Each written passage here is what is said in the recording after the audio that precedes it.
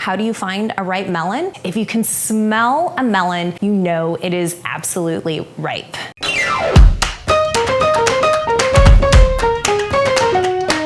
Hey friends, I'm Laura Klein, co-founder of OrganicAuthority.com, and welcome to my kitchen. Today, I'm gonna show you how to make a really simple and refreshing soup. And all it requires is just 2 ingredients. I have a couple more ingredients, full disclosure, than the 2 ingredients, but you don't even need those. The 2 ingredients it requires are fresh melon and sparkling wine, which is gonna create a ridiculously frothy texture. So all of these ingredients can be found at your local market. You can go to your farmer's market, you can go to your local grocer. My advice in terms of shopping for in-season melon is go local, and yes, go for what's in season. How do you find a ripe melon? Well, a couple of ways. One, which is my favorite, is if you can smell it. If you can smell a melon, you know it is absolutely ripe. One of my favorite times to shop at the local markets during the year is in spring and summer. You can literally wander through the aisles and you can smell the fresh produce. You can smell the peaches, you can smell the melons. That's when you know it is perfectly peak season for those pieces of fruit. There's also a couple of other tricks to finding ripe melon. One is you can kind of, tap it, hit it. Some people like to do that, and you look for a hollow sound, or you can actually shake it, and if you hear the seeds kind of roll around in there, that means it's also ripe, because once the melon becomes ripe, the seeds actually start to fall away from it. How crazy is that? So let's get started. The first thing we're gonna do is literally just half this melon, and you wanna cut it in half, just like so. And then we're just gonna seed this melon. Laura, can we use any melon? Yeah, actually you can. So this is a honeydew melon. I happen to really like honeydew melon. My husband loves honeydew melon. It's really sweet. It's coming into season, but you can use a musk melon. Use whatever melon is in season or available at your local market. The first time I had this soup was on my husband and I's first anniversary. We were at this kind of fancy schmancy restaurant that frankly we couldn't afford. And the restaurant served this soup to us as a palate cleanser on the house. And I was so blown away by the deliciousness of it. I actually asked the waiter, I'm like, okay, how do you make this? And he came back and he said it was just 2 ingredients. And I was literally blown away.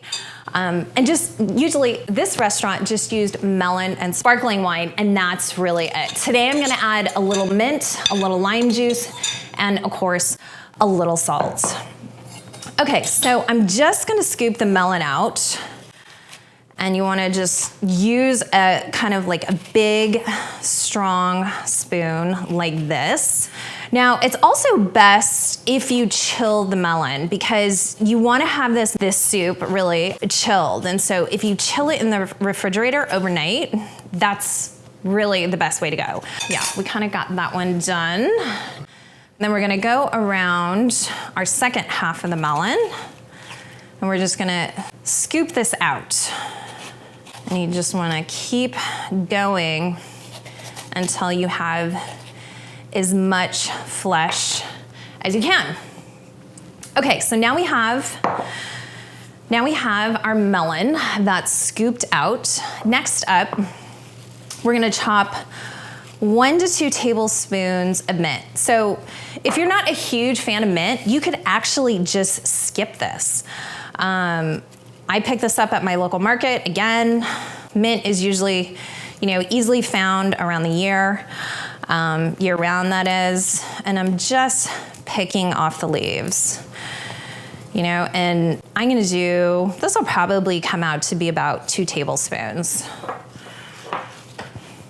And then I'm just gonna roughly chop this. I don't wanna do it too fine, because if you do it too fine, you're kind of just macerating the mint, and you start to lose those delicate essential oils, which is really what you want to preserve, because you want that to literally like perfume the soup. So I just roughly chopped it.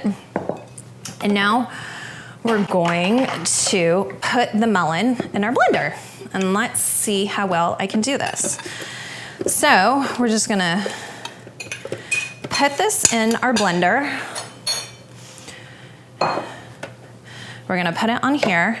Blender tip, you always wanna start a blender on low speed. You never wanna start it on high, because if you start it on high, boop, you can blow the top off. Ask me how I know that. Okay, so we're gonna start it on low. Now, this is a really important tip. We're gonna add a half a cup of sparkling wine. I'm using Prosecco today. You can use whatever you want. I happen to have Prosecco.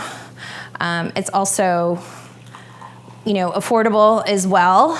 And we're gonna add this last. You don't wanna add this when you blend the melon flesh, because if you add this when you blend the melon flesh and you over blend it, you're gonna lose the texture that the bubbles add.